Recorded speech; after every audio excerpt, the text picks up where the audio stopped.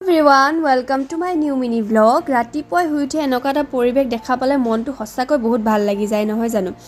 আজি যিহেতু শিৱৰাত্ৰি হয় সকলোলৈকে শুভকামনা জনালো আৰু মই ওলাইছো মন্দিৰলৈ বুলি ভন্টি আৰু মই দুইজনীয়ে যাম সেইকাৰণে কলপাতটো কাটি লৈছো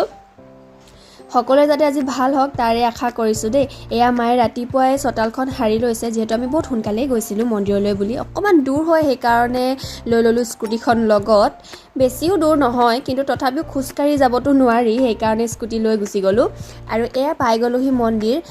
বহুত মানুহ আহিছে চাকি ধূপ জ্বলাইছে আশীষ লৈছে তেওঁৰ ওচৰত আমিও হেয়াই কৰিলো ধূপ চাকি জ্বলালো ভাল লাগিলে তাতে মনটো ফূৰ্তি লাগিলে অলপ মুকলি লাগিলে আহি পালো এয়া ঘৰ তাৰ পাছতে ভন্টিৰ এয়া অৱস্থা তাই বোলে ভাং নোখোৱাকে তাই নিচা লাগিছে হেনো ক'বলৈ বাকিয়ে নাই এনে ফৰফৰাই থাকে জিটিখন এয়া আনিছিলো প্ৰসাদো খালো তাৰ পাছত এই ভাগ চিনি পাইছে নহয় ভাঙল আৰু পিছে কমকে দিয়া থাকে দেই এনে দেখি আনিবলৈ মন গ'ল লৈহে আহিলো এফালে গ'লে আহি পোৱাৰ পাছত সদায় এয়াই অৱস্থা হয় যেন বহুত বছৰ পাছতহে মই ঘূৰি আহিছো তেনেকুৱা কৰে